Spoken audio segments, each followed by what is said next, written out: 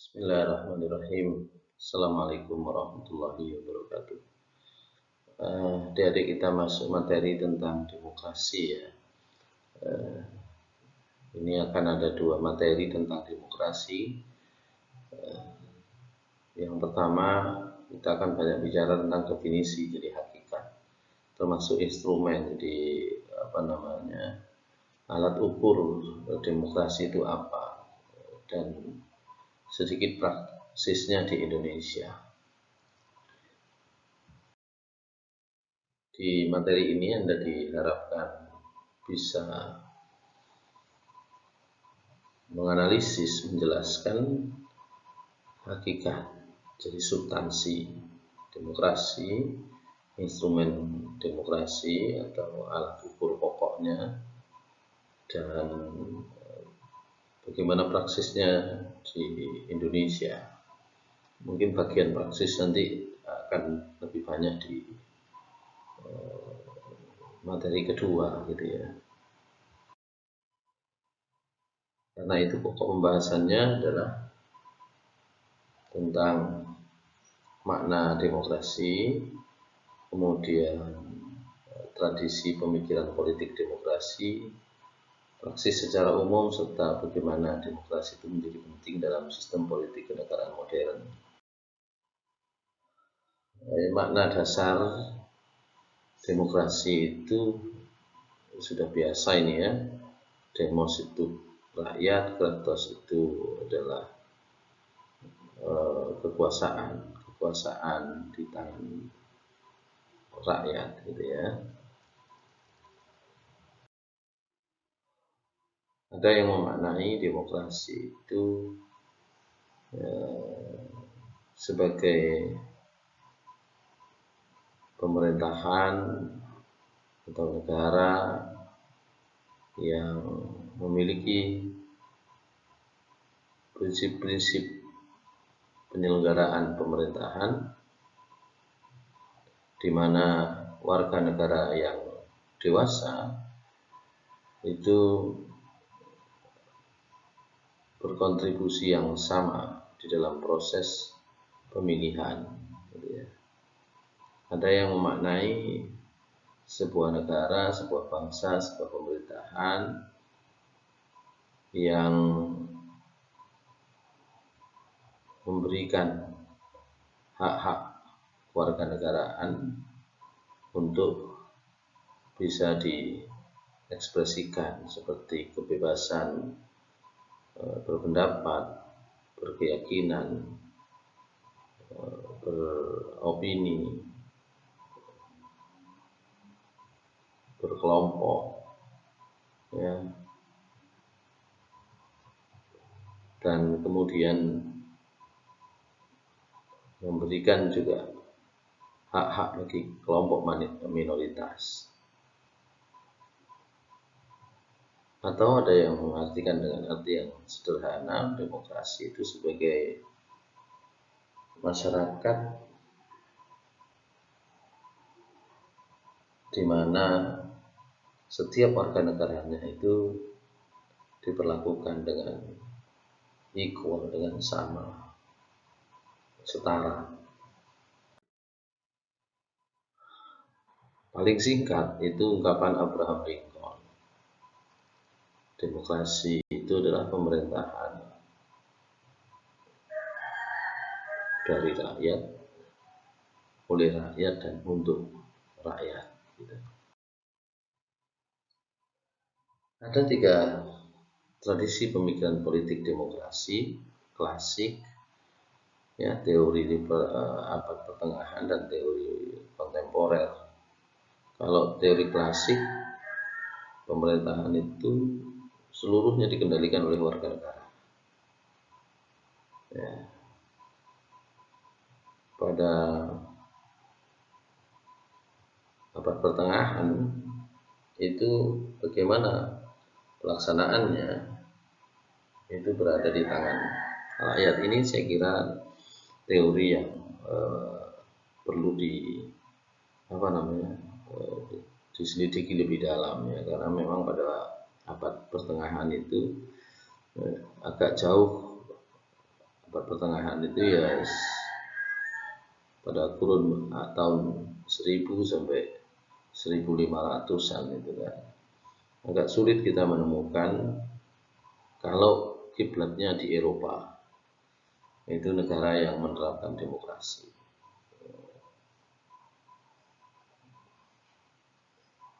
Pada saat itu semuanya masyarakat itu tidak mendapatkan hak yang layak. Nah, pada masa kontemporer, demokrasi itu dipahami sebagai sebuah konsep pemerintahan dengan sistem republik.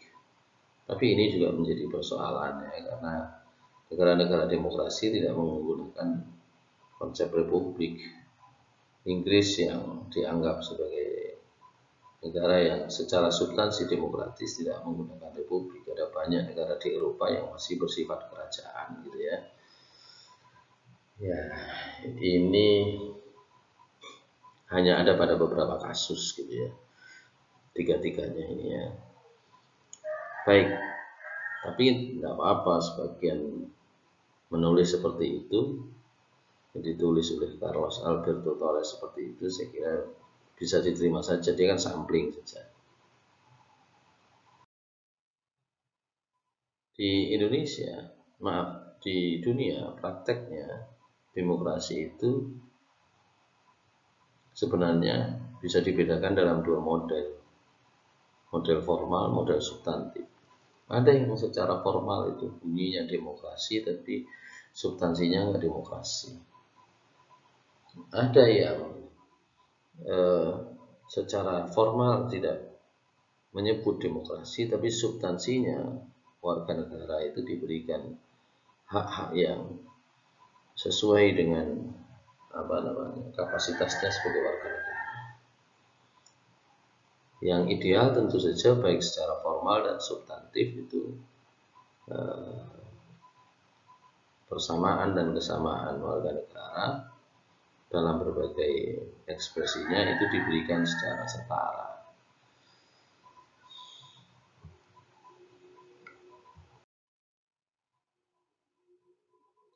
Kalau di Indonesia misalnya, implementasi demokrasi dalam pemerintahan itu muncul dalam tadi itu bentuk formalnya saja, substansinya belum tentu. Ketika misalnya Presiden Soekarno mengawali pemerintahan, ahli sejarah dan masyarakat memahami bahwa yang diterapkan itu adalah memang demokrasi. Tapi ketika Soekarno misalnya membubarkan parlemen, ya, parlemen hasil pemilu dibubarkan oleh Presiden Soekarno, dan kemudian Soekarno itu menyatakan diri sebagai presiden seumur hidup, maka ada persoalan di situ. Secara substansi sudah bukan demokrasi lagi, tapi diktator. Tapi secara formal tetap demokrasi namanya. Oleh karena itu di dalam istilah pemerintahan yang ada dalam sejarah kita itu, awal Soekarno memerintah itu disebut demokrasi liberal, tapi menjelang akhir itu disebut demokrasi terpimpin. Istilahnya demokrasi, tapi prakteknya bisa berubah.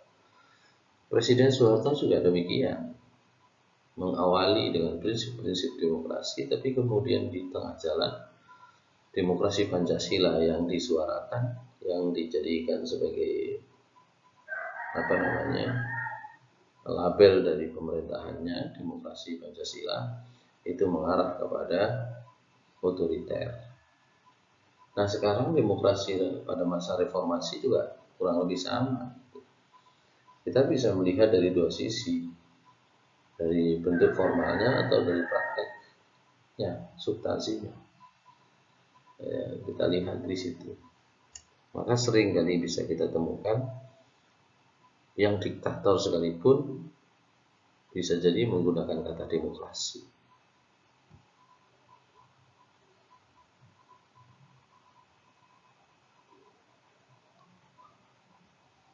Itu istilah-istilah ya, liberal terpimpin, demokrasi Pancasila. Sekarang entah namanya apa, ada orang menyebut demokrasinya sudah liberal atau demokrasinya reformasi, tapi yang paling penting adalah melihat dua aspek tadi itu, formalnya dan substansinya. Karena itu yang bisa diamati lebih lanjut adalah pada aspek substansinya. Sebagian ahli hanya bisa kemudian membuat batasan indikator tentang bagaimana demokrasi itu berjalan dengan baik. Ada yang membuat 6 kriteria. Demokrasi itu kalau secara substansinya terpenuhi 6 poin berikut itu dianggap baik. Apa itu? Pejabatnya dipilih oleh rakyat, pemilunya bebas, adil, dan terus berkesinambungan. Ada kebebasan berekspresi, ada akses informasi yang terbuka luas, ada kebebasan berasosiasi, ada kewarganegaraan yang inklusif. Ya, poin 1 dan 2 itu formal, tapi poin 3 itu substansi. Ya, poin 4 itu substansi, poin 5 itu substansi, poin 6 itu substansi. Ya, maka yang mana yang berjalan ini? Ya, hanya 1, 2, yang ketiga tidak, maka sebenarnya tadi itu secara formal demokrasi, tapi secara substansi kebalikannya.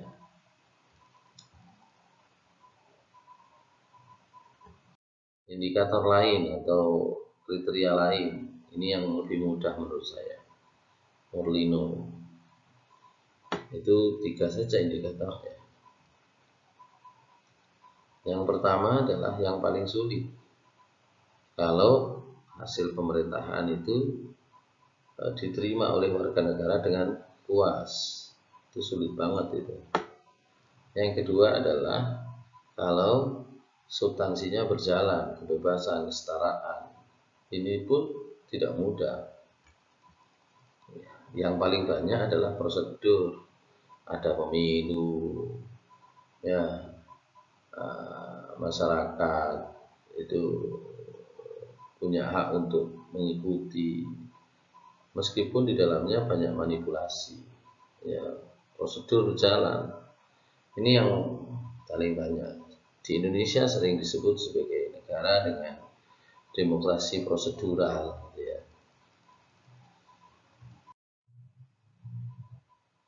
Karena itu ada yang membuat kriteria yang lebih singkat lagi, bahwa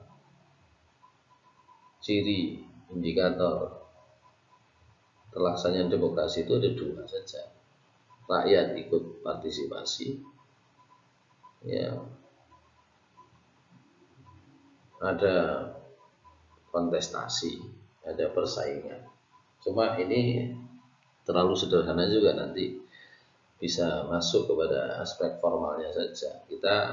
Saya kira sudah ikutlah dalam proses demokrasi dalam pemilu, bahkan ikut kontestasi, tapi kualitasnya, prakteknya dalam kehidupan berbangsa bernegara, apakah masyarakat itu hanya ikut di dalam proses pemilu saja atau di luar itu. Jadi partisipasi kalau ditarik dalam proses pemerintahan yang panjang, tentu saja tidak hanya di dalam proses pemilu yang singkat. Kita itu kan seringkali pemilunya ikut, tapi setelah pemilu, ya, selama kurun waktu hampir 5 tahun, karena pemilunya kan dalam 1 hari saja milihnya. Setelah itu rakyat itu nggak pernah dilibatkan, partisipasinya tidak pernah diakui gitu ya. Kalau seperti itu ya berarti antara formalitas dan substansinya tidak ketemu gitu ya.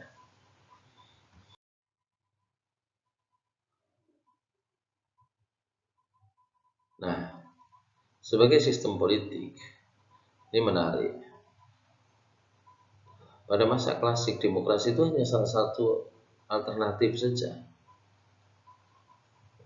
Sementara sekarang itu menjadi ideologi yang dominan. Saya sebut ideologi karena ini diyakini oleh semua masyarakat modern ya, secara umum. Pada masa klasik itu, sistem yang baik itu tidak hanya demokrasi, dipimpin oleh seorang raja yang adil, itu jauh lebih baik daripada dipimpin oleh kekuasaan di tangan rakyat tapi tidak terurus dengan baik. Karena itu dalam teori klasik itu ada tabel seperti ini. Nah, begini, gitu kan? Tabel ketika kita bicara negara itu kan, ini seperti ini. Jadi baik tidak baik itu, good atau bad itu tidak tergantung pada sedikit atau banyaknya yang terlibat dalam proses kekuasaan, tapi pada substansinya, ya. Nah, itu berbeda dengan era modern, di mana era modern, era sekarang, yang penting harus demokrasi. Nah, karena itu sering disebut bahwa demokrasi itu adalah satu-satunya sistem dan kompetitornya dan nggak bisa lagi itu melawan itu ya. Demokrasi had won. It was endlessly repeated. Jadi demokrasi itu udah menang dan dia akan terus begitu. Demokrasi itu akan terus menang gitu kan. And the truth to it either will won or will on the way on. Jadi lawan musuhnya demokrasi itu ya, sedang berada dalam posisi pergi atau di jalan keluar ya. Sudah berakhir, dia nggak akan bisa datang kembali, semua akan dikuasai oleh demokrasi.